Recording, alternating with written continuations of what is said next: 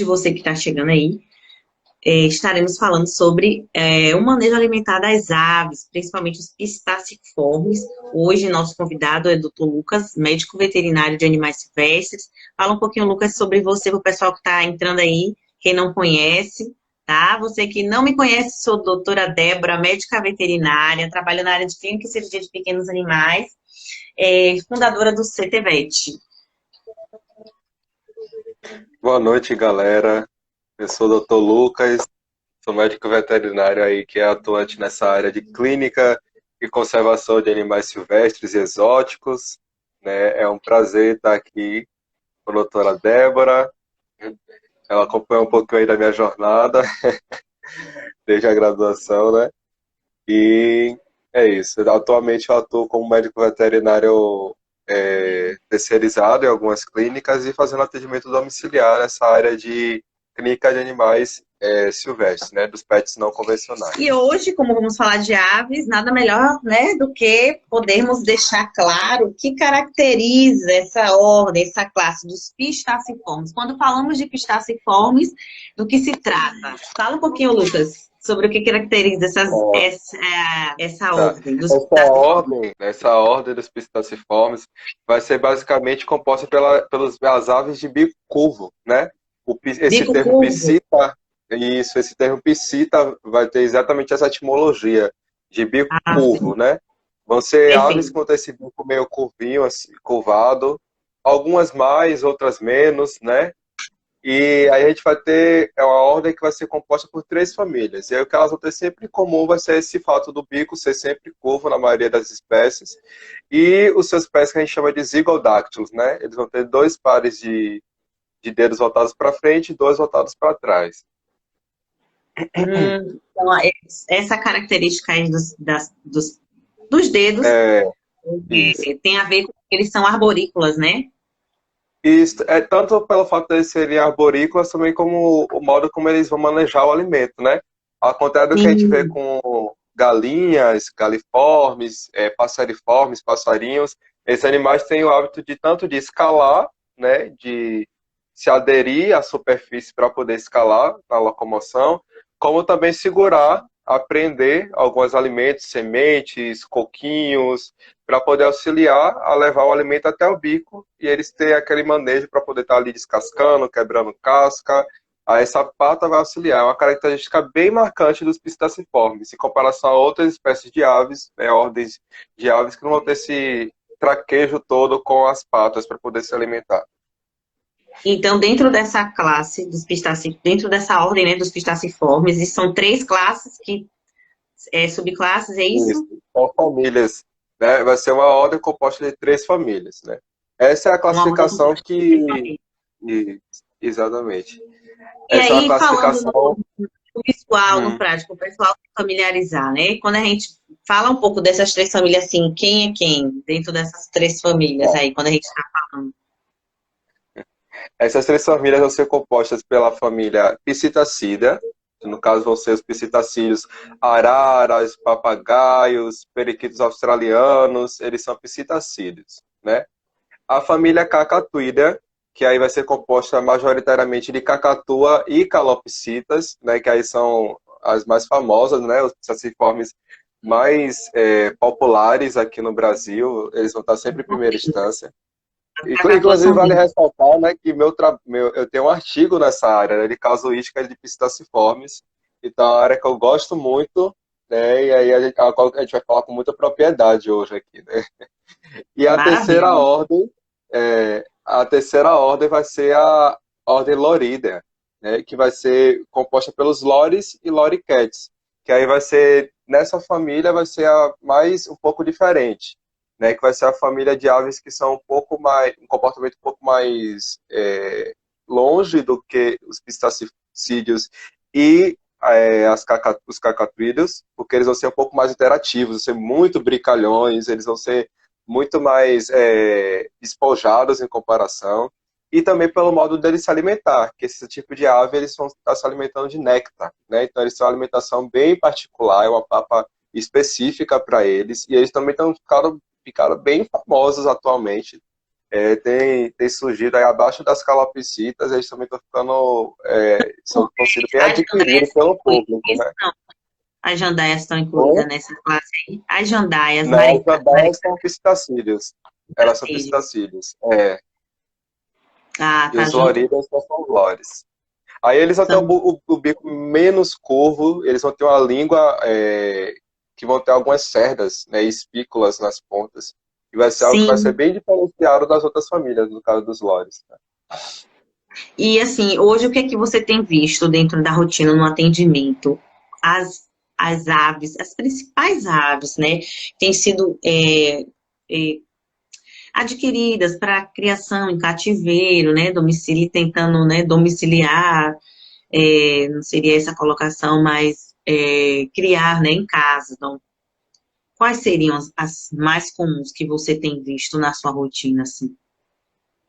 Em primeira instância, assim, a ave que é a mais adquirida dos psittaciformes são os papagaios verdadeiros, né? O Amazona aestiva. Eles são muito criados em cativeiro.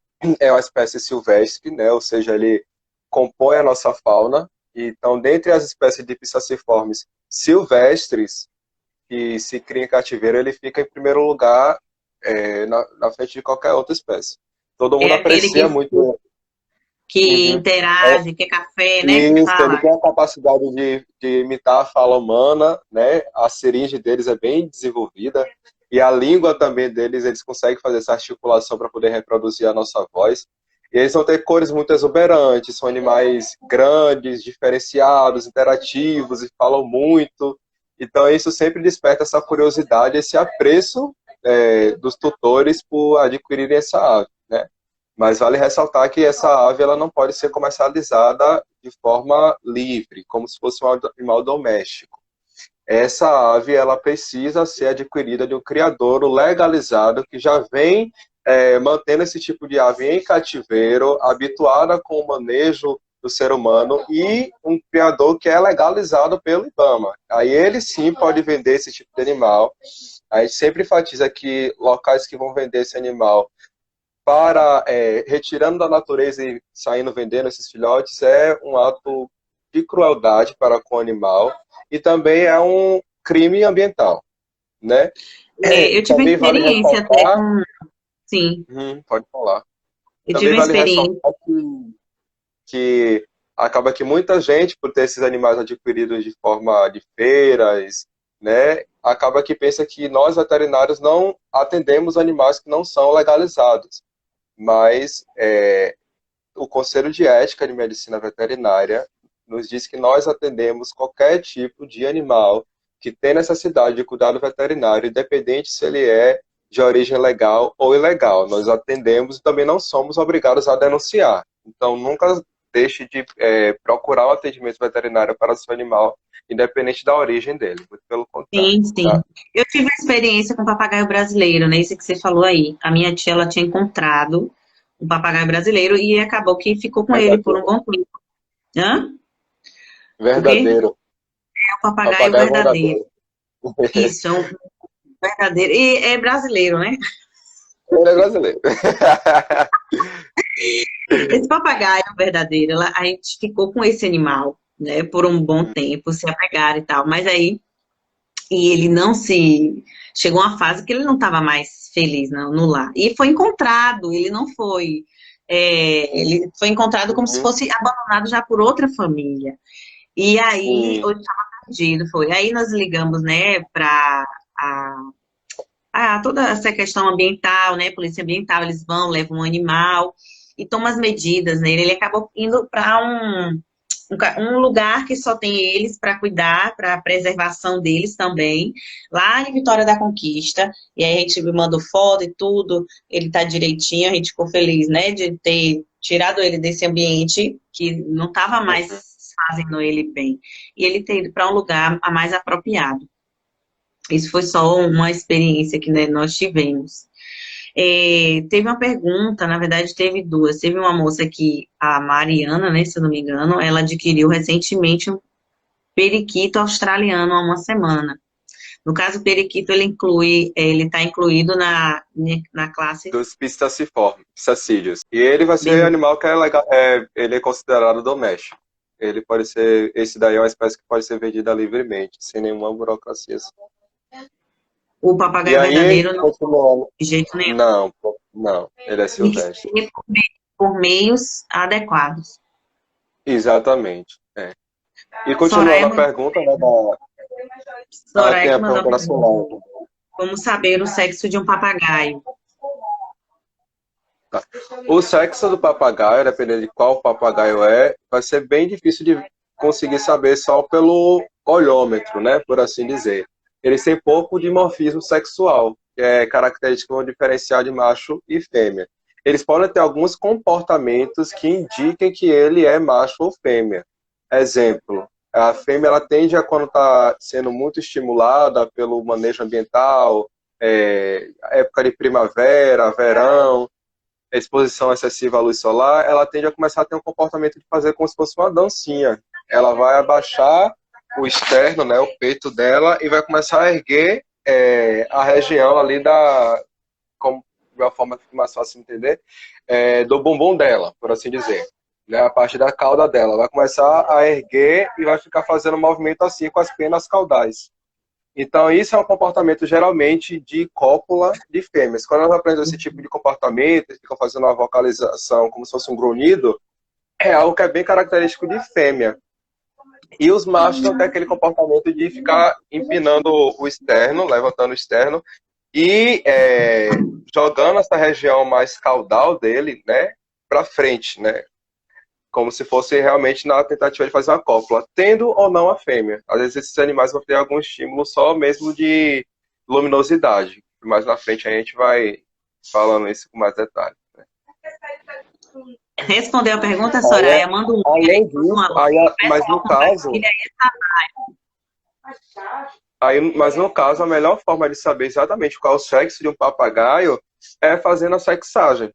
Né, que a gente vai coletar o material biológico, a amostra de material biológico, e vai fazer um exame laboratorial que vai determinar se ele é macho ou fêmea. Que aí é um macho ou exame fêmea. 99% É mais, confiável, né, confiável. com certeza. Porque aí ocorre que isso não é algo fidedigno, né? Às vezes a fêmea pode colocar um ovo também, se colocar um ovo é certeza que é fêmea. Mas nem sempre ela vai colocar, nem sempre não ter colocado ovo é sinônimo de que é um macho. Então, E melhor forma aí, é a mesmo gente pela falando posição. agora mais especificamente sobre alimentação. Sabemos, né, conversamos até ontem sobre a importância da alimentação influenciar no desenvolvimento do animal. Quais seriam as principais doenças que são causadas nas aves por motivos de uma alimentação irregular? Tá? Isso é algo muito importante de se falar, né? A casuística desses animais são, a maioria delas, as doenças mais frequentes nesses animais são de cunho alimentar, ou seja, tem uma origem no manejo alimentar desses animais, no alimento que é oferecido para ele. Então, doenças como no fígado, muita gordura no fígado é muito comum. Deficiência de vitamina A é muito comum em alimentações que são feitas à base de sementes, principalmente. Sementes muito gordurosas que vão oferecer para esses animais, que vão acabar predispondo ele a esse tipo de acúmulo de gordura, principalmente no fígado. Eles vão começar a fazer o acúmulo de gordura no tecido subcutâneo já quando estão em um quadro de obesidade bem exacerbado. E a depender da espécie, eles vão começar a acumular gordura mais nessa região das vísceras, para depois começar a ter ali o subcutâneo deles, né, sendo permeado por esse tecido adiposo, assim, abundante. Então, vamos ter aí a lipidose hepática, como a mais frequente, né, que é essa gordura no fígado, hipovitaminose A também, deficiência de minerais, principalmente cálcio e fósforo, deficiência de vitamina B, muito comum também, e acaba que a deficiência de iodo também é algo muito subdiagnosticado nesses animais. Então, todas essas doenças elas são muito frequentes, né, nesses animais e acaba que é sempre tudo relacionado com a alimentação.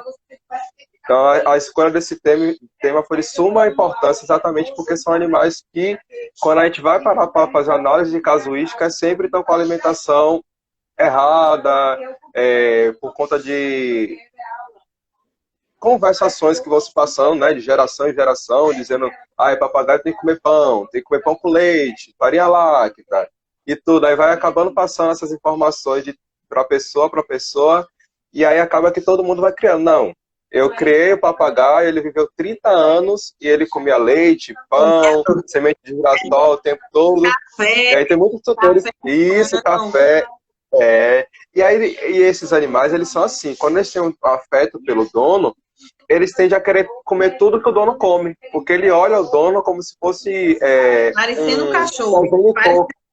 É, ele olha o dono como progenitor, então ainda que ele seja algo que não seja habitual para ele comer, queijo, leite, se ele vê você comendo, ele vai Eu ter a não sei curiosidade se de você... Desculpa interromper, não sei se você está percebendo. Tem algum barulho aí na sua casa que está... Acho que é alguma conversa aí paralela que tá dando peraí, para que eu vou ouvir aqui falar na aqui. live. Peraí, rapidinho. E a gente estava falando, né, da questão das doenças por meio da falta da alimentação adequada.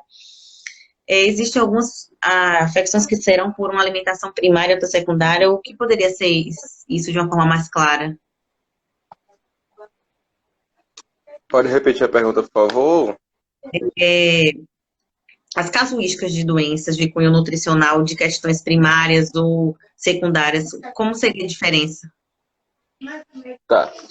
As doenças primárias nutricionais vão ser aquelas que você tem uma causa totalmente ligada à alimentação, né? Sim. Por exemplo, o animal tem uma alimentação que ela vai ser ali pobre em carotenoides.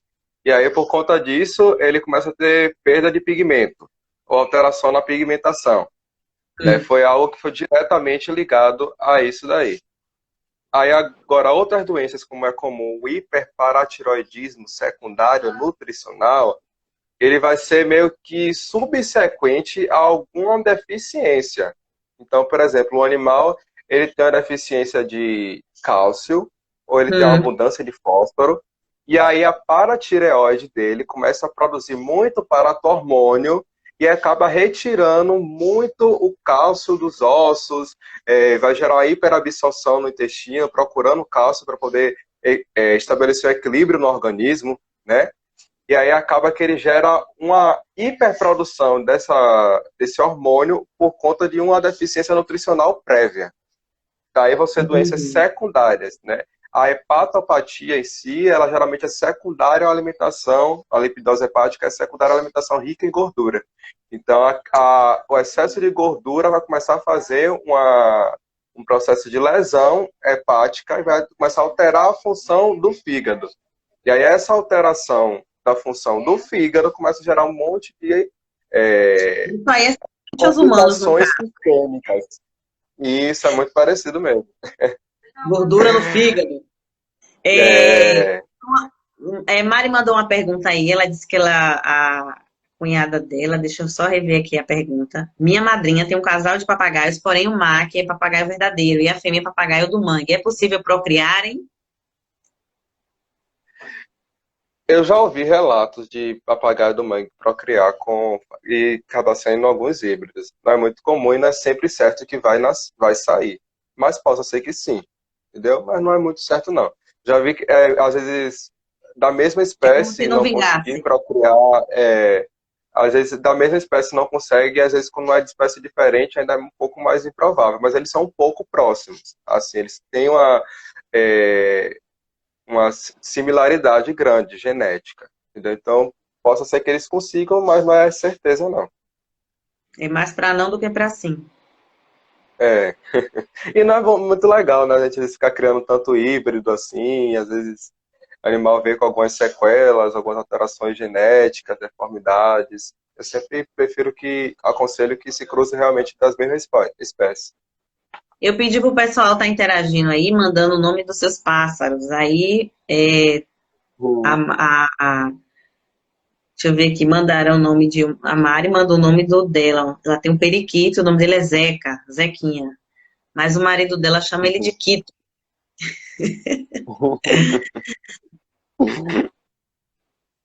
E Eu teve até, eu outra tá, pergunta aham. sobre, no caso, em relação à alimentação. Quando se oferecer rações para essas aves, as rações devem ser específicas da espécie, da ordem, da classe? Como é que funciona? Com certeza, com certeza. Esses animais eles vão ter um tamanho de grão, né, de ração, de pellet, que tem que ser específico para ele. Fora que ele vai ter toda aquela questão de necessidades nutricionais diferentes de espécie para espécie.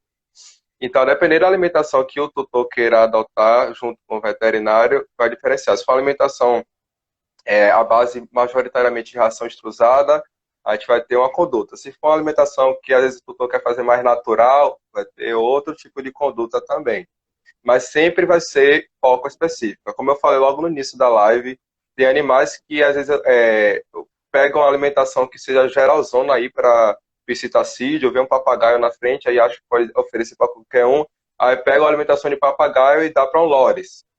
Sendo que o lores ele se alimenta majoritariamente de néctar, né? Ele pode tentar comer porque ele está com fome, mas a alimentação dele tem que ser a base de néctar. Na natureza, ele vai ficar se alimentando do néctar da flor. Então, se a gente pegar uma alimentação que é de outro tipo de espécie, por mais que seja da mesma ordem, pode ter sim essas intercorrências. Perfeito. O Loures Vai é ser lindo, muito. né? Ele E é um quando se pássaro. é da mesma. Fala, pode falar. Só comentei que o Loures é um pássaro muito bonito. Ele é uma É. coisa linda. É a natureza Aí quando total. se trata de. E quando se trata assim de aves que são da mesma família, por exemplo, assim, pega um periquito australiano e pega um periquito da caatinga, por exemplo, assim. Acaba que eles são da mesma ordem, da mesma família. Só que aí o tamanho deles vai diferenciar um pouco. O periquito australiano vai ser um pouco menor do que o periquito da caatinga. Então acaba que o tipo de grão que ele vai ter que comer vai ter que ser menor, né? Para poder adaptar ao periquitinho australiano. E o periquito da caatinga, para ser maior, tem que comer um pellet maior, uma ração extrusada maior, sementes maiores, para poder estar fazendo esse aporte para ele. Agora sim, isso aí, quando a gente fala de base alimentar. Porque, Sim, por claro. exemplo, assim, todos esses animais podem, por exemplo, comer folhas de couve, é um exemplo. E aí a gente Couve. pode dar folha de couve inteira, isso, para qualquer um deles, independente do tamanho deles, eles vão comer a quanto eles se sentirem necessidade. Mas quando a gente fala de uma ração mesmo, o concentrado, né, a base da alimentação deles, aí sim tem que ser algo muito mais apropriado, muito mais específico, né, a quantidade específica, tem uma particularidade maior nesse sentido. Então, falando aqui agora de calopsita especificamente, como eles são tão delicadinhos, tão, né, tudo tão mais delicado com eles, como é que funciona o metabolismo dela, da calopsita, em termos de alimentar, processamento natural, né, fisiológico da alimentação, como é que funciona?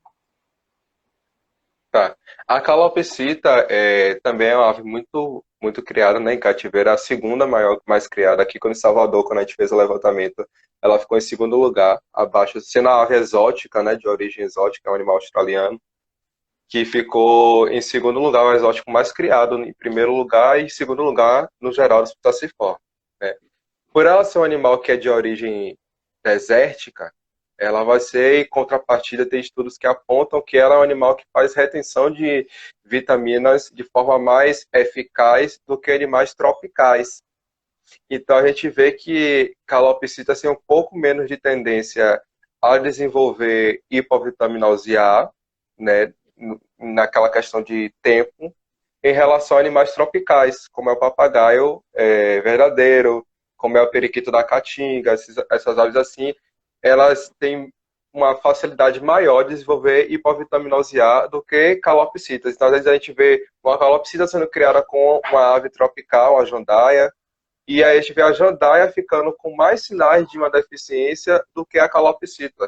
Porque a calopsita, por ser de um ambiente desértico e ter aquela necessidade de ter maior absorção de tudo que ela come, né, ela não pode ter que reter o máximo que ela puder de nutriente, ela quando vem para uma alimentação que seja pelo menos meieira, ela vai conseguir ainda reter mais coisas. Já quando a gente vai para animais tropicais, eles estão envoltos em uma fauna, uma flora exuberante, uma grande variedade de alimento, sempre, e sempre ele vai estar ali, né, com grande oferta de alimento, porque aqui a Mata Atlântica e tudo é muito rica em alimentação para esses animais. Então, é meio que o organismo dele já é mais assim, não, eu tenho abundância, tem muita coisa aí me oferecendo, eu não preciso ficar tentando reter tanto assim, porque toda Sim. hora vai estar entrando aqui dentro de mim esse tipo de nutriente. Mas quando a gente leva para cativeiro, a coisa muda, né? Então aí acaba que as calopsitas, nessa parte metabólica, elas são assim, elas vão ser um pouco menos predispostas a doenças como deficiência de vitamina, mas também acontece, só que geralmente é um pouco mais a longo prazo do que outras espécies. E vão ser mais predispostas, por exemplo, à obesidade, né? Elas são aves que têm obesidade, é muito comum que elas tenham acúmulo de gordura também rápido, porque como elas retêm tudo, a gordura também ela vai reter com muita veemência, por assim dizer. No caso Isso é aí, uma falando teoria. de idade, Uhum. qual seria o peso ideal de uma calopsita adulta? Varia mais ou menos da altura dela, mas ali em média ela vai ter umas 70 gramas, 60 gramas, mas varia um pouco. Tem aves que já tem um biotipo um pouquinho menor e a gente tem que meio que ir ali, conforme a gente vai olhando, avaliando o score. É algo que a gente faz parecendo com cão e gato, né? A gente estabelece scores e a partir do score, daquela característica anatômica do animal, a gente diz se com o peso que ele está com sobrepeso, acima do peso ou está abaixo do peso. A gente vai ter mais ou menos essa linha aí com calopsita, essa também. Mas a média é mais ou menos de 60 gramas, 70 gramas. Mandaram aqui uma pergunta, com que idade, mais ou menos, posso tentar, né, descobrir, fazer a sexagem da calopsita? Qual a idade, a partir de que momento seria o melhor momento para isso? A sequeçagem, o exame mesmo, você pode fazer em qualquer fase da vida do animal, né? O que vai mudar mesmo é a amostragem, que tem vezes que a gente faz com penas em brotamento, ou se não pode fazer com sangue, então a gente vai depender muito disso. Mas qualquer idade a gente pode fazer e qualquer idade vai aparecer lá o resultado, porque é um teste, é um exame molecular. Então ele vai analisar, fazer uma análise molecular para procurar os cromossomos, né? O Z e o X. Sei. E no caso das calopsitas, é, quais sinais mostrados, assim, que poderia o tutor ficar atento para, assim, ou tenho que levar no veterinário, para não esperar muito, até porque eles são tão pequenos, tudo é tão rápido, né, ou não demonstram logo que estão doentes, que não estão se sentindo bem. O que que poderia fazer assim, não, tem que levar agora, leva o quanto antes no veterinário. Você fala mais na área nutricional ou de forma genérica? De forma geral, né, que às vezes os sintomas Tá, são meio parecidos. pronto.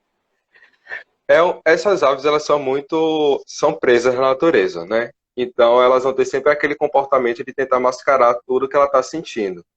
Então, eu sempre oriento para tutores que vêm para a medicina preventiva, né, para conselhos de criação, eu sempre falo, fica atento ao comportamento desse animal e qualquer alteração é bom a gente fazer uma consulta, é bom ele passar por uma avaliação, porque eles vão mascarar. E quando você vê que ele está começando a demonstrar apatia, sonolência, comer menos ou comer demais, é quando já está meio que no pico da doença que ele está. Já tá Então, quando a pior, gente né? vai mais para isso, quando a gente vai mais para a área nutricional, os principais indicadores vão ser com o estado das penas desses animais, né? Quando cada espécie vai ter um pouco de variação de coloração conforme a enfermidade. Por exemplo, quando a gente vai para papagaio verdadeiro, a gente tende a ver que as penas desses animais vão passar por mudanças. Ou elas vão ficar escuras, ou elas vão ficar com cor que não é para estar. A parte verde começa a ficar amarela.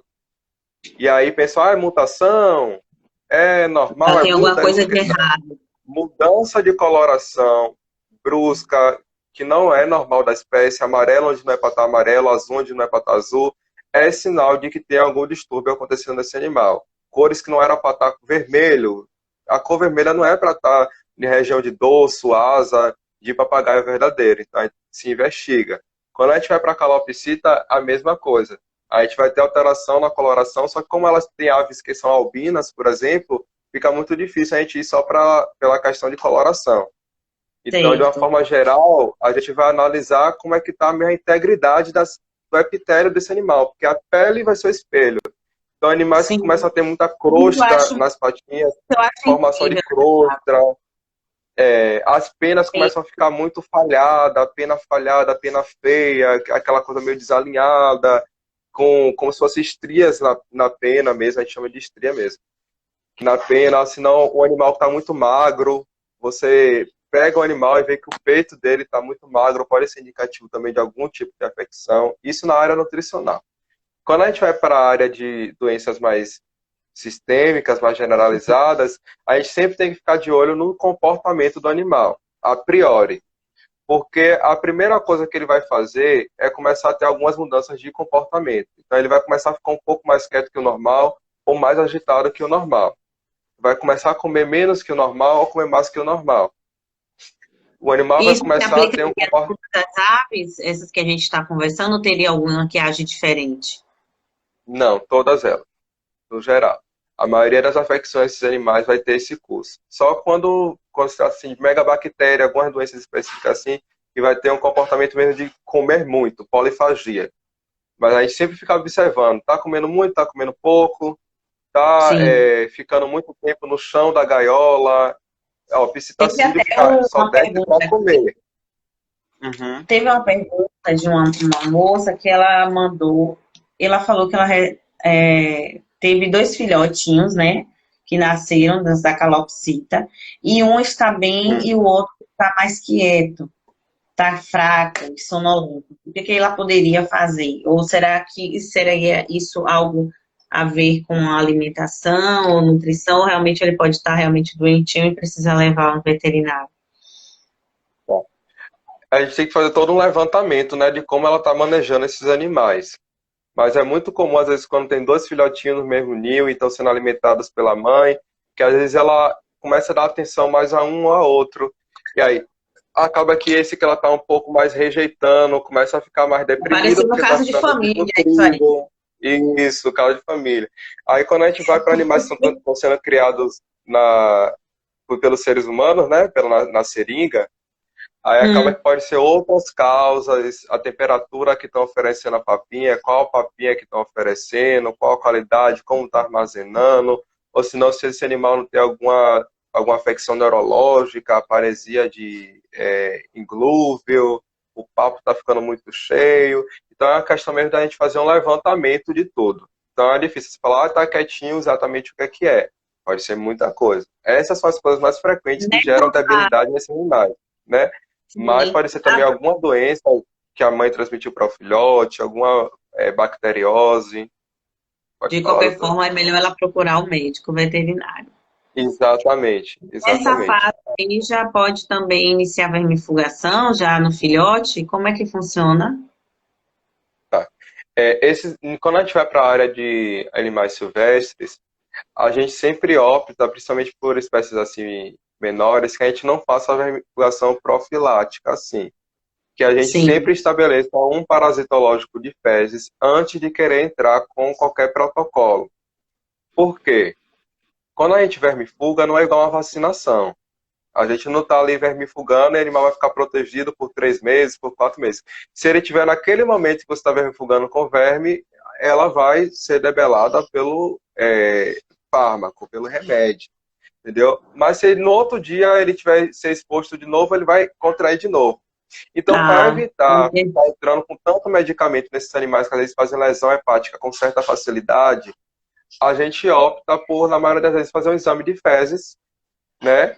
Para poder, a partir desse exame de fezes, a gente poder ter a noção se ele está com algum tipo de verme e, a depender do tipo de verme, a gente vai tratar também com um vermífugo específico para ele também e com protocolo também específico, né? A partir Vamos, do que a gente encontrar nesse parasitológico.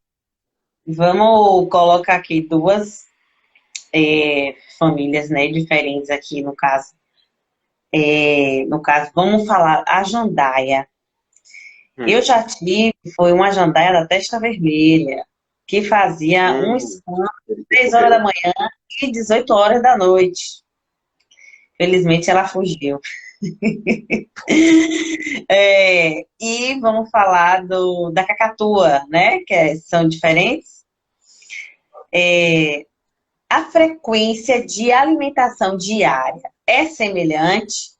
Ou você simplesmente bota a alimentação lá e elas têm que comer e pronto, ou não? Você tem que ter um horário regrado para você colocar a alimentação. Ou boto aqui de manhã, boto meio-dia, boto de noite. Como é que funciona? Como faz essa elucidação aí com esses dois tipos, a jandaia e a cacatua? Tá. É, a gente tem uma regra geral, geralmente, para psittaciformes, né? Nessa questão de periodicidade na alimentação. Eles são animais que, na sua maioria, vão ser de hábitos diurnos. Então, a gente sempre aconselha que a alimentação seja colocada à disposição do animal ao longo do dia. Aí vai ter aqueles poréns. A gente está oferecendo alimento úmido para esse animal, por exemplo, assim, maracujá, mamão, esse tipo de coisa. É bom que não se deixe muito tempo ali no recinto. Então, colocou de manhã, deu meio-dia, tira. Bota outro, ou senão, troca de alimentação. Se não for isso, for alimentação seca mesmo, a alimentação concentrada, que se coloque de manhã e de noite.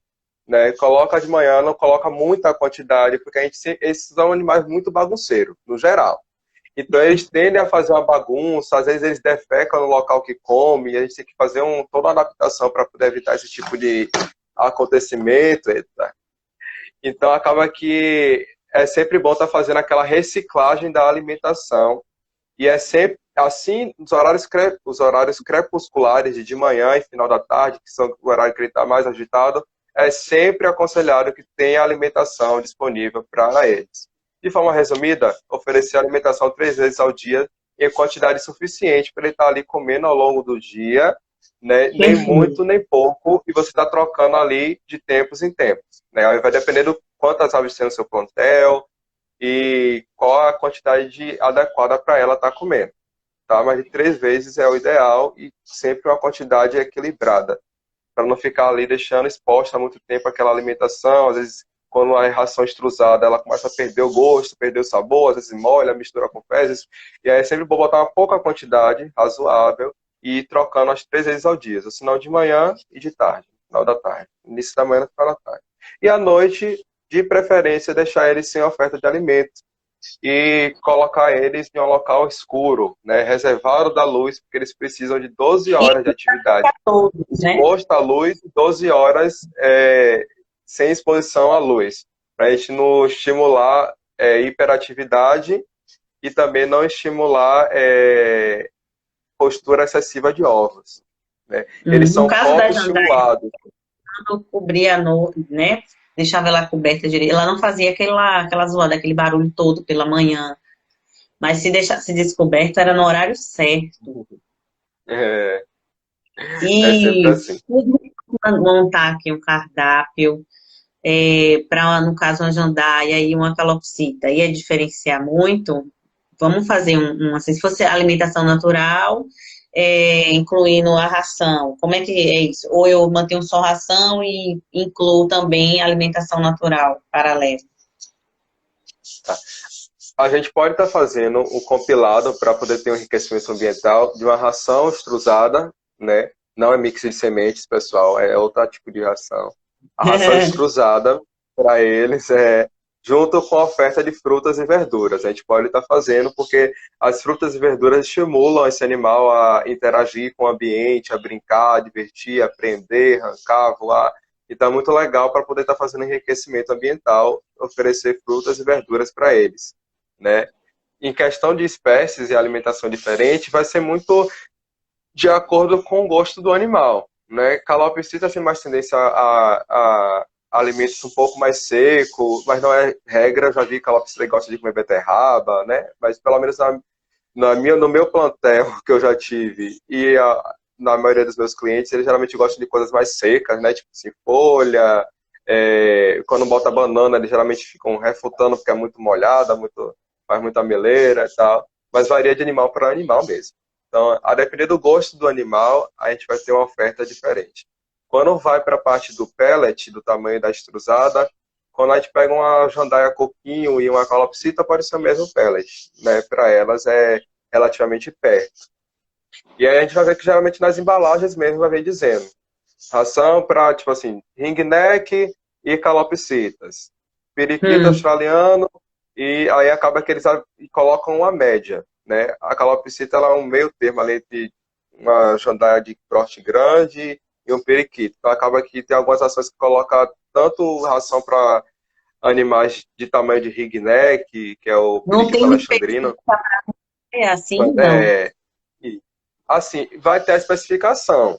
Por exemplo, se você pegar uma ração de uma arara e tentar oferecer um periquito australiano, ele não vai conseguir se alimentar direito. Está muito grande para ele, o tamanho do pellet. Mas se você pegar, por exemplo, assim, a ração de um papagaio verdadeiro e tentar oferecer para uma jandaia do sol, ela vai conseguir comer. Ela vai conseguir aprender. E se você oferecer a de um ringneck, que é um pouco menor, ela também vai conseguir comer. Entendeu? Então fica ali numa média. É como se a gente estabelecesse uma escala, né, onde aqui estivesse o menor e aqui estivesse o maior. E aí acaba que entre esse do meio consegue comer, entre esse, o do meio também vai conseguir comer. Mas esse da ponta está muito longe desse, então o tamanho de pellet é muito diferente. Mas quando se trata mesmo de necessidades nutricionais, vão ficar muito próximas. Quando a gente fala Ou, principalmente de cacaquilhos e pistaciformes. sim. Vão ser poucas adequações. Quando a gente vai para Caso- Lorídeo, fica mais diferente. O que você tem visto mais de erros de manejo alimentar tem a ver mais com o quê? O próprio, aquele asseio, né? A manutenção, a frequência do alimento, ou é mesmo essa troca, da alimentação humana, em vez de da alimentação específica, às vezes da alimentação de outra espécie? O que que mais que você vê, assim, como Aí, erro de manejo em primeiro alimentar? lugar, o que mais vai ter de erro é uma alimentação majoritariamente à base de sementes. Isso é muito comum. E por Só da ter essa semente, venda, só, isso, só só dá. mix de semente. Tá? E aí se oferece muito mix de semente em casas de rações, tem produtos, né, que vão dizer assim, a alimentação para periquito, e tá lá só mix de semente. E aí acaba que o mix de semente, ele não tem um nível de garantia bom para esses animais. Então, é muito comum ficar em primeiro lugar essa alimentação à base de sementes. E aí vai predispor o animal a principalmente obesidade e hipovitaminose A. Deficiência de cálcio também acontece, mas aí a obesidade, juntamente O com que você diz, o comprometimento alguém que está hepático do nesse fígado, momento e a que você hipovitaminose A vai ficar em primeiro lugar, porque acaba que sementes, no geral, elas não têm uma boa quantidade de vitamina A, não têm uma boa quantidade de cálcio, não têm uma boa quantidade de fósforo e são ricas em gordura. E os animais, ainda que fale assim, ah não, Lucas, mas dentro do mix de semente tem uns grãozinhos, umas rações extrusadas ali, que é o que vai oferecer o cálcio e vitamina A, essas coisas. Gente, sim, esses animais são altamente seletistas. Ou seja, eles vão selecionar o que é, mais palatável, o que é mais gostoso. Então, quando eles pegarem, ver aquela ração extrusada e ver a semente de girassol, óbvio que eles vão escolher mais a semente de girassol. Eles veem aquela aveia e vê o alpiche, eles vão optar pelo alpiche. Então, acaba que esse tipo de alimentação favorece muito que eles sejam seletistas, escolham o que ele quer mais comer e acabem comendo muito aquilo que é palatável, mas que não é saudável. na Então, é uma prática, alimentação que qual predispõe seria a muito orientação? esses animais. Predispõe muito esses animais a deficiências Lu? nutricionais, a baixa na imunidade. Então, são Na animais prática, que. no caso aí, qual seria a orientação na prática para o tutor? Por exemplo, o tutor chega para você, a rotina desse animal é essa, ele só come esse mix. O que que ele poderia fazer para mudar? Como é que ele poderia, a gente entender o que traz malefícios, traz um comportamento que vai prejudicar esse animal, né? Ele vai se tornar seletivo e isso acaba prejudicando. Então, o que que faria para mudar isso, para poder melhorar esse cenário para essa espécie? Quais seriam as orientações? A gente fazer uma mudança de alimentação. Eu sempre converso com o tutor, vejo que vai ficar melhor para poder a rotina dele, a ideia que ele vai ter ali de criação dos animais. Mas de forma geral, geralmente eu aconselho que faça a mudança para uma ração extrusada, porque ela vai ter um nível de garantia legal de nutrientes e dá para usar ela como base alimentar. E aí acaba que a gente vai fazendo a mudança gradual, porque tem animais que são um pouco mais relutantes, outros que quando você coloca eles aceitam de forma mais tranquila. Na minha rotina, calopsitas são as mais difíceis de fazer essa mudança. Geralmente Hum, quando elas são mansas, eu falo assim, olha, tutor, pega a comida, finge que está comendo, e ela vai ficar curiosa. Aí, quando ela ficar curiosa, você vai oferecer uma cruzada que ela vai aceitar com mais facilidade. Quando elas ai, são que ariscas, já é mais difícil. Aí a gente tem que fazer uma mudança gradual, muito lenta, às vezes de meses, para poder ela ficar comendo só ração extrusada, né? Ou senão a gente bota só com um petisco o mix de semente. Mas nunca se estabelecer as mix de sementes, como base de alimentação desses animais. Porque é como se você estiver dando só McDonald's para ele comer. Vai fazer mal e não vai dar uma nutrição e aí boa para eles. É. eu poderia incluir na dieta, assim, durante o dia, para as calopsitas, ou até as jandaias mesmo. Nesses casos, a gente sempre faz um cálculo de NEM, né, necessidades energéticas desse animal. Isso é Porque, importante. é, a depender do ambiente que ele fica, tem, por exemplo, assim, cria a calopsita em um espaço muito grande, que ela se exercita muito, que ela tem espaço para voar de um lado a outro, é algo que tem muita coisa para ela fazer, acaba que ela vai ter uma necessidade energética maior. Então a gente pode até entrar com um pouco mais de sementes, oleaginosas, né? Algo que seja um pouco mais, que dê um pouco mais de caloria para esse animal, porque ele vai estar gastando. Então, quando a gente vai para um animal que fica em um ambiente mais de gaiola, né? A gaiola que impede ele de ficar tendo tanto espaço para voar, para se exercitar, a gente vai calcular uma necessidade energética específica para esse animal, que vai condizer com o que ele gasta de energia. Então, a gente vai ter verduras, a gente vai ter legumes, né? Beterraba, cenoura, couve, vai ter uma série de alimentos ali naturais que a gente vai fazer um compilado e tentar fazer o melhor segundo a necessidade de cada espécie, a necessidade energética também do animal de forma individual. Aí está a Então, importância aí, de procurar o veterinário, né, para poder ver um exatamente, direitinho as exatamente. necessidades. Teve uma pessoa aqui, a Mai Ponto Araújo, ela mandou, é difícil comer só extrusado, os meus comem bem pouco. Por que será, né, que talvez já esteja com essa seletividade? Nesses casos, a gente tem que fazer a mudança gradual. A gente vai ter que meio que impulsionar o animal a encurralar ele, de certa forma, a comer. No caso, a gente vai ter que fazer uma mudança gradual, 25%, 75% sementes, 25% ração extrusada. Aí, com o passar do tempo, a depender da resistência do animal, a gente vai aumentando. Aí bota 50% extrusada, 50% semente. Depois a gente vai 75% extrusada, 25% semente. E aí a gente vai tentando fazer essa mudança gradual, que aí com o tempo eles vão se adaptando. Eu já criei muitos pistacílios, todos eles que chegaram aqui em casa é, vieram acostumados a comer semente e todos eles eu consegui adequar a comer ração extrusada. Uns mais rápidos, outros mais lentos. Meus periquitos australianos foram muito mais rápidos, calopsita demorou muito mais. Né? Calopsita demorou muito, principalmente as ariscas. Mas a gente tem que fazer essa adequação, né? Tem muito caso de animal até que desenvolve quadro epiléptico, né? Que por conta de deficiências de minerais, principalmente vitamina B12, que vai estar muito pobre nesse tipo de alimento. Então, realmente, se necessita fazer essa adequação. Você vai ver uma mudança no comportamento desse animal, na beleza desse animal, no canto dele. Tudo isso, essa alimentação vai repercutir. Até no cheirinho deles, que eles ficam com o cheirinho do aroma da ração, até fica mais agradável. As fezes também. Então é Sim, algo que sobre vai ser muito benéfico mesmo. E tem que ter a perseverança do tutor, porque a gente sabe que às vezes o coração aperta, a não gente vê que o animal gosta muito de comer a fica semente, aí querendo. fica sem querer tirar, mas a gente tem que ter um pouco mais de resistência, porque é para o bem dele, né?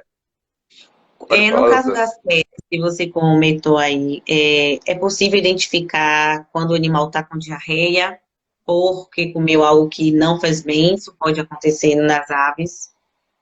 Tá. É, esse tipo, identificar alterações como diarreia em aves exige um pouco de um olhar mais apurado, né? Geralmente criadores ou pessoas que já têm o hábito de cuidar desses animais vão ter um olhar mais apurado. Por que eu estou falando isso? Ao contrário do que acontece com nós, mamíferos, eles vão ter a excreção de fezes junto com ácido úrico e junto com urina. Ou seja, vai sair tudo junto, misturado, né? Fezes junto com a porção aquosa. Vai ficar mais fácil de entender. Então, às vezes, tu acha que é diarreia, mas não é. Só é mesmo a urina ali, a excreta e as fezes, não é diarreia. Mas quando a gente vê que está saindo muito, muito liquefeito, como se fosse só sair uma pasta, muita água, né? Aí a gente já começa a suspeitar que tem algum tipo de alteração, uma diarreia, entendeu? Então é algo que tem que ter um olhar um pouco mais específico. Dá para ver que quando saem as fezes desses animais, vai ter como se fossem as fezes ali sólida e a parte pastosa e aquosa. Mas nem sempre a pessoa vai ter essa percepção. Mas se tiver tudo aquoso, realmente é certo que ele está com um quadro de diarreia. Alteração na coloração. Geralmente o normal é que as fezes tenham um tom verde escuro, marrom, as fezes propriamente dito. Tem algumas manchas brancas, que é, no caso, a excreção do ácido úrico. E tem a parte de água, que você vai ver que vai ficar aquela mancha d'água em volta, que vai ser ali a composição da urina dele. Entendeu? Então, essa é mais ou menos a morfologia normal. As fezes estão Tem saindo algum. vermelha, Sim. tem que investigar. Possa ser a alimentação, como é o beterraba, por exemplo, aí às vezes sai vermelha. Mas pode ser também sangue. Então, tá saindo muito verde, aquele verde bem chamativo. Se eu pegar algo verde aqui. Um verde dessa cor aqui, assim, pode ser alguma alteração, excesso de bilirrubina nas fezes. Então, tem que se investigar. Então, é ter um olhar muito apurado, né? E aí, com o tempo, a gente vai ficando mais treinado para poder identificar esse tipo de alteração. Mas perceber que está muito diferente, ou está na dúvida, sempre é bom perguntar a opinião de um profissional. Outra dúvida aqui, antes de comentar a que Mari colocou aí, existe algum alimento que é comum na rotina dos seres humanos que pode ser tóxico para essas aves, que não se deve dar de jeito nenhum? De primeira instância, falando assim de um alimento que o pessoal oferece e que é totalmente desaconselhado, é o leite. Muito comum se oferecer farinha láctea, leite para animais que são filhotes, fubá de milho misturado com leite. Esses animais eles não têm capacidade de digerir leite. Eles não têm nenhuma capacidade, eles não são mamíferos. O leite é Não tem. totalmente indigeste para ele, entendeu? Então, acaba que a oferta de leites e derivados pode gerar um quadro de gastroenterite nesses animais, né? Outro alimento que às vezes o pessoal pode oferecer, assim, que eu também desaconselho é alface. Tem animal que tem diarreia com alface, entendeu? Chocolate, a alimentação humana, carne para esses animais. A maioria deles não vão tentar comer, mas a gente sempre fala que possa ser que ele vendo você comer, ele tente bicar comer, entendeu? Então acaba que esses tipos de alimentos são totalmente não recomendados. As aves, elas são majoritariamente granívoras. Então, a maioria dos grãos elas podem comer e a maioria das folhas elas podem comer também, na sua maioria. Mas a gente sempre tem um cuidado. Plantas venenosas, por exemplo, jiboia, comigo ninguém pode, elas causam quadro mesotóxico de intoxicação nesses animais, então tem que se evitar, tem que ficar de olho. Folha de carambola, carambola. Carambola tem uma substância chamada carambotoxina, então, ela pode causar lesão renal nesses animais. Então, sempre está assim, nunca fuja do que é mais habitual se ver. Por exemplo, assim, salada, couve, cenoura, coentro, hortelã, até gengibre também a gente pode oferecer, ele tem ação anti-inflamatória, é muito bom. Então, essas coisas assim, pimenta, alguns animais aceitam, papagaio verdadeiro, a maioria deles parece que tem um apreço por pimenta, e só não dá em muita quantidade, é muito bom para eles, é rico em vitamina A, antioxidantes, né? Evitar frutas muito cítricas, né? Limão, acerola até que eles comem de forma tranquila, não vai ter nenhum problema não, mas quando pegar limão, às vezes demais, pode dá uma acidose aí metabólica. A Mari Eu quer sempre na saber consulta se eu não faço uma tem. listinha, né? Para ficar mais fácil do tutor entender, eu faço a listinha do que pode e o que não pode. Porque é tanta coisa, às vezes, que para falar em uma live, misericórdia. Não, não tem condições. É, Mari quer saber, não tem a ver com alimentação, mas por nível de curiosidade, ela tem uma dúvida sobre colocar o espelho para poder botar esses animais para brincar. Uns falam que é bom, outros falam que não pode, que traz problema psicológico. E aí, Lucas? Tá. Assim, vai do temperamento do animal. Tem animal que interage bem com o espelho. É muito cacatua, principalmente. Eu já vi muito vídeo de cacatua que gosta muito de brincar no espelho. Mas tem animais que ficam estressados, tem animais que se assustam, tem animais que vão para agredir a ave que ele está enxergando ali no espelho, que eles estranham. Então vai muito do temperamento do animal. Se quiser fazer o teste, e tem animal que não liga para nada. Tinha uma calopsita que eu criava que era doméstica, que ela se olhava no espelho e não tinha reação nenhuma. Eu Eu queria ver não ela ligo, eu brincando, mas ela não brincava. maravilhosa. Então é aquela coisa, a gente pode. Eles são animais que se assustam também muito fácil. Então, se eles fizeram um Pode fazer movimento brusco experiência, e né? ver no espelho, eles podem tomar um susto grande e acabar se batendo em algum local, e eles são muito frágeis, né? Os ossos deles são muito frágeis, eles têm ossos pneumáticos, né? Que tem ar dentro. Então, acaba que eles podem rachar, né? Com certa facilidade. Tá?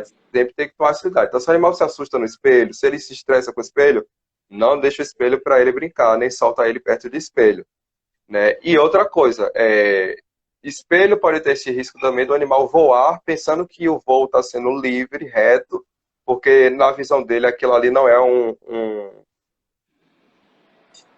bloqueio, né, de passagem para ele, não vai ser algo que vai ser impeditivo para o voo dele, então ele vai vir ali num voo direto, se bater no espelho, achando que ele vai seguir direto e não vai, né? Então é muito comum também ter acidente com, por exemplo, aves que colidem em prédios, achando que está voando direto e não está, porque o prédio é transparente, tem vidro transparente, eles vão querendo entrar e tem um vidro ali, então eles colidem, então isso pode gerar trauma. Então, o espelho é aquela coisa assim, vai do temperamento do seu animal, vai de como você cria seu animal. Então, se é um animal que é tipo assim, se olha no espelho e fica brincando, massa. Se é um animal que se assusta com facilidade, é estressado, voa muito dentro de casa e pode ser colhida, é melhor botar ele num local que não tem espelho, para evitar esse tipo de acidente. A Entendeu? conclusão pode-se Eu vi fazer também uma uma outra pergunta aqui, eu não sei se a senhora viu, Débora. é, É, na a conclusão, não é a mesma coisa, ela só Maia comentou aqui. Araújo 18. Maia Araújo 18 perguntou assim: os meus não aceitam outros alimentos, só couve e ovo. Não, Ó, foi a Maia, afirmação. é, agora, foi uma afirmação, mas eu aconselho você não oferecer uma alimentação só à base de couve e ovo, não. Principalmente porque o ovo ele é rico em albumina e tal, e proteína de origem animal. Eles podem comer, podem, em pouca quantidade, mas em excesso pode gerar uma hiperproteinemia nesses animais e causar uma futura lesão renal. E até tem doenças, que é uma doença que a gente chama de gota úrica visceral, e também ela pode acontecer nesses animais que têm excesso de alimentação proteica. Então, toma cuidado com esse tipo de alimentação. Comece a tentar introduzir coisas novas aos poucos para esse animal. Passa por uma avaliação veterinária para ver o que é melhor para se fazer para esse animal, né? E conversa com você. Então, pessoal, a gente está daqui a pouco já está chegando, né, ao final da live, foi bem rápido e só para quem está chegando aí, lembra que a gente está na Maratona CTVET, hoje a gente está falando sobre aves, essa live vai ficar salva, semana que vem, não, amanhã a gente vai estar falando sobre roedores e na semana que vem sobre os benefícios da ozonioterapia, e na outra sobre secreções oculares, no caso em animais domésticos, tá? Então, se você tem perguntas também sobre roedores, porquinho da Índia, que mais, Lucas? Fala aí. Se tem alguma dúvida também de lagomorfo, né? Coelhos, né? Eles não são roedores, mas a gente pode estar comentando também, né, Débora? na live, que é muito próximo. Então, chinchila, hamster, um pouquinho da Índia, rato, é um excesso de gerbil. fofura que ninguém aguenta. A gente vai estar aí Eu tô comentando aí. criar um peruano, um porquinho da Índia peruano que fala É o peludinho que você quer? isso, que tem um cabelo enorme que dá para pentear. Ele parece um doutor. Ele é uma graça. Eu amo Ozônio, roedores também. benefício da ozonoterapia será semana que vem, viu? Doutora Priscila Damasceno, a gente vai estar conversando sobre isso e quem tiver também perguntas para estar mandando. E pessoal, se vocês não conhecem a gente ainda ou querem saber mais, segue Lucas lá no Instagram dele, segue a gente no CTVET, quer agendar um atendimento. Eu trabalho com animais de pequenos animais e ele trabalha com animais silvestres. Podem estar agendando ou comigo ou diretamente com ele para os atendimentos de animais silvestres. E fique aí a dispensação. Mais uma vez, muito obrigada, tá, pessoal, por estar acompanhando a gente. Você pode estar compartilhando. E aí eu quero fazer uma pergunta para a Lucas. Se você fosse criar, hoje eu sei que você falou aí que já criou uns periquitos australianos, foi? Se você fosse, Periquito italiano, Red Ram, periquito calopsita. É a lista longa aí. qual de todos você gosta mais? E por quê? Ó, dos que eu já criei, né, quem eu gostei mais foi calopsita. Por conta mesmo da interatividade que eu tive com a calopsita, né? Ela era muito carinhosa, ela tinha um temperamento específico dela, assim. Era meio brabinho também, mas também tinha um coração bom. Então, a calopsita para mim foi um marco, foi quem eu mais me apaixonei mesmo, foi o calopsita. Mas falando de uma ave que eu tenho um sonho dentro das Psittaciformes de ter, seria a ararajuba. Eu sou louco por ararajuba, acho linda. E o Lores também. O Lores é uma graça. É um cachorro no corpo de ave. Meu Deus. Você fala de comportamento da Lores, né? Mas ela é muito linda. E a outra que você falou foi É, Araraju.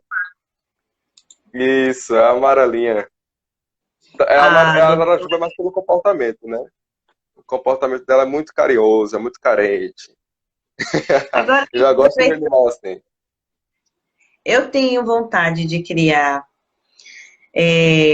Mas é muita responsabilidade, né? Muita responsabilidade, o manejo, Uhum. né? A alimentação, cuidado com tudo desses animais. Então, tem que ter tempo, você tem que ter tempo para dar atenção. Qual é o tempo que esse animal vai precisar, né?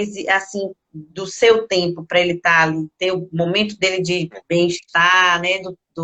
Da interação, da brincadeira, momento de dormir, E tudo assim, eles isso. são, e esses animais eu costumo dizer que ele tem um emocional muito intenso, né?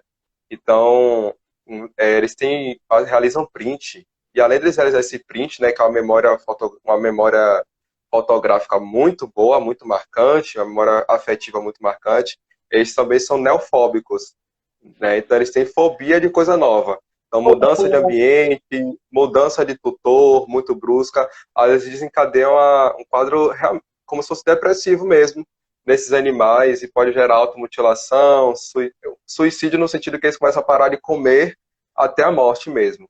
A separação de um Nossa, parceiro, separação de um dono, mudança de ambiente. Então, a gente sempre fala assim, tome muito cuidado com a espécie que você adquirir, com o que você quer fazer. Se você quer um animal que interaja com você, que não seja só para você contemplar, saiba que ele vai ter um vínculo muito grande com você. Então, se você não for ter tempo para poder se relacionar com ele, ele vai sentir muito a sua falta, e isso pode repercutir grandemente na saúde dele. Então, é e algo realmente a se pensar.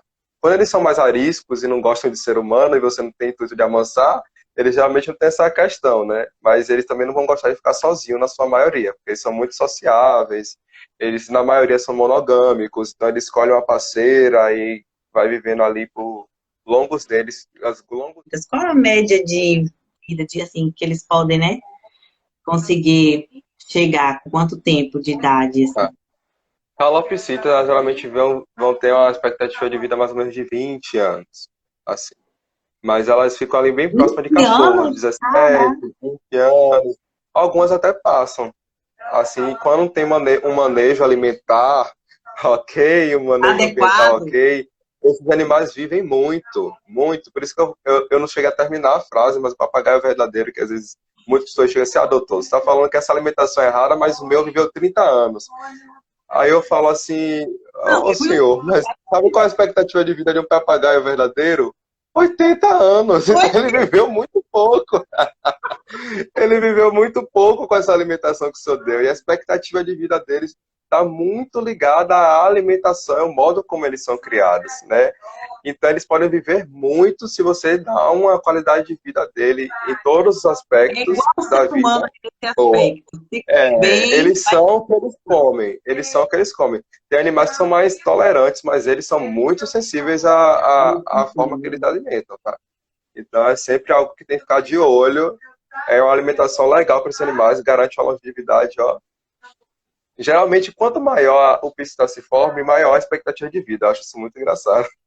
quanto Quando a gente menor, pega, menos. quanto menor, menos vive. Por incrível que pareça. A gente pega Hoje. uma agaponis, ela às vezes não passa de 10 anos, né? Aí a gente pega a calopsita, ela já vive quase que o dobro. A gente vai crescendo para um papagaio verdadeiro, ele já vive mais ainda. A gente vai para uma arara, aí pronto, ela tem mais ou menos essa expectativa ali de uns 60, 70 anos também. É, Então é são mais ou menos assim. espetaculares, são algo muito lindo. Espetaculares, né? Eles são animais muito sociáveis, né? Então quem gosta de animal sociável vai amar adquirir uma ave. E eles se apegam demais ao tutor. Sim, é aquela coisa, eles são 8 ou 80. Quando eles se apegam muito. Se também se desapegar, já foi. Então, é algo, realmente, quando vai fazer corte de asa mesmo, eu evito até pedir ajuda ao tutor, porque é bom que ele fique na memória que eu sou o ruim da história, porque se o tutor fizer esse traquejo, pode ser que ele fique com trauma do tutor, né? Porque para ele, às vezes, é algo, tá me segurando, tá me contendo, né? Isso para ele não é legal. E acontece também muito da memória deles é tão boa que geralmente nós veterinários de silvestres, quando vamos conter esses áreas para corte de asa, exame físico, a gente usa a toalha, né? Para ficar um pouco mais acolchoado, mais confortável, para ele não se sentir tão a sensação que está sendo predado, né? E aí acaba que eles ficam com um ódio mortal de toalha. Então, quando a gente, no final da contenção, quando eles veem toalha, eles já começam a querer agredir a toalha. Quando o tutor passa com a toalha na mão, eles vão tentar bicar a Não perde toalha. para a memória do elefante, né? E eles demoram muito para se crescer, eles são muito rancorosos. Eu brinco que eles são muito rancorosos, têm um gênio forte. A Mari quer saber aí se Bom, vocês indicam fazer o corte da pena das asas. Fala um pouquinho eu sobre isso. indico, eu indico o corte de penas, né? O termo popular é cortar a asa, mas a gente faz mesmo um corte de penas.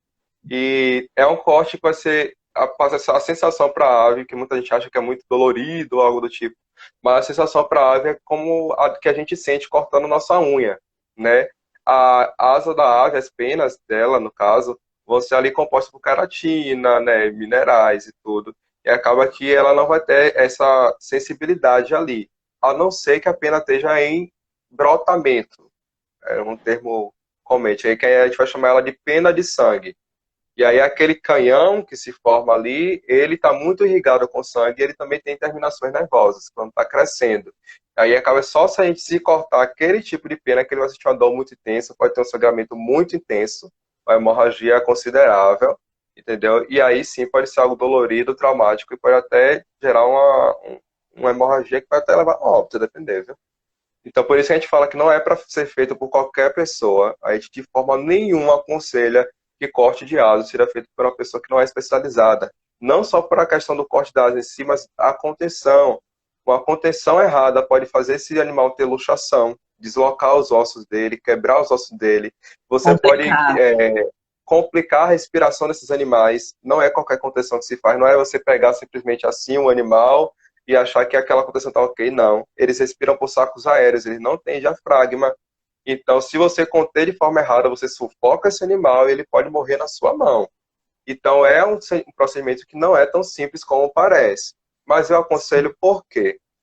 Pela prevenção de escape e fuga desse animal, né? E a gente sabe que quando a gente tem um periquito australiano, uma calopsita, que são animais exóticos, que são, se eles forem introduzidos no meio ambiente brasileiro, eles podem estar levando doenças, né? Ele pode estar introduzindo doenças em um ambiente silvestre.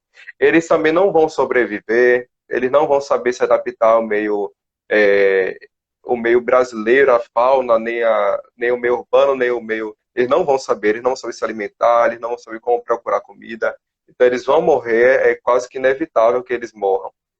E, além disso, também é para evitar certos tipos de traumas dentro de casa, né? Às vezes o animal tem um voo muito alto, perfeito, mas só que a casa é um ambiente fechado, às vezes ele vai colidir, ele não vai saber onde pousar, vai voar de forma desordenada e pode colidir. Então, eu sempre aconselho que corte. Porém, a gente sabe que existe também métodos de treinamento. Ô, Jesus. Aí, olha o caso aí que o outro compartilhou.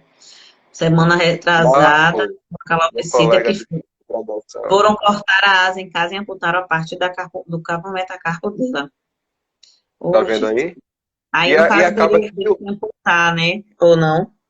a depender da gravidade, se fosse um corte total, realmente não tem como fazer. Se foi só uma lesionou, fez uma fissura no osso, aí a gente já tem como ver o que é que se faz. Mas acaba que os ossos desses animais ficam Que escondidos horror, ali, Marcos. encobertos pela A live pena, acabando e né? o Marcos bota um negócio pesado desse, assim. Marcos é gente boa, vai ser um veterinário, um grande veterinário aí também. E aí acaba que esse tipo de Pessoal, que procedimento horror, feito dessa forma, com certeza. E é muito comum ter esse tipo de afecção. Tem já tutor que me conta, morreu quando estava cortando a asa, mas eu cortei direito e não fez nada. Só o estresse que ele passa, às vezes, no procedimento de você estar contendo pode matar, né? Então, eles vão liberar agora, muita me tira catecolaminas e podem morrer.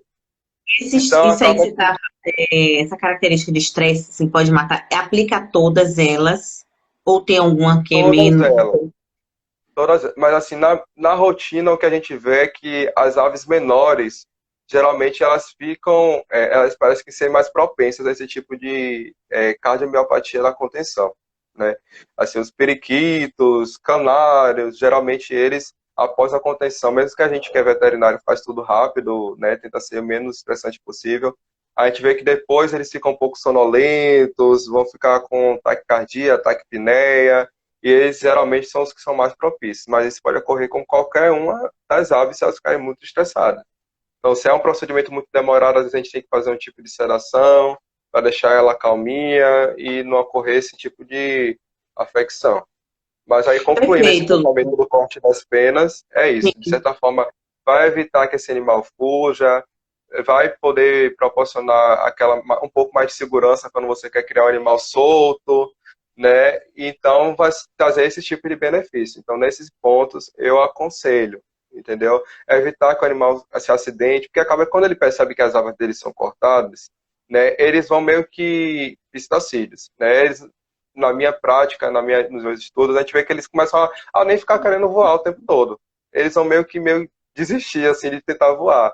Então, eles só vão voar se tomar um susto, algo do tipo, assim. Então, eles vão ficar um pouco voando só quando é muito necessário, quando eles têm esse tipo de aparo de penas. Então, acaba que a gente previne colisão, previne traumatismo, que é muito comum também em cativeiro, tá? Quando o animal é criado solto. então Então, são beleza. esses fatores. Dependendo do manejo, eu aconselho, sim, um corte de penas, né? Depender o controle de voo, né? Ele não vai ficar incapaz de voar. A depender do Vale corte a que o pena, é veterinário fez. importante, Ele o consegue meio que dar um voo raso, né, para ele estabilizar a participa do equilíbrio dele também, as penas, ela tem que estar ali.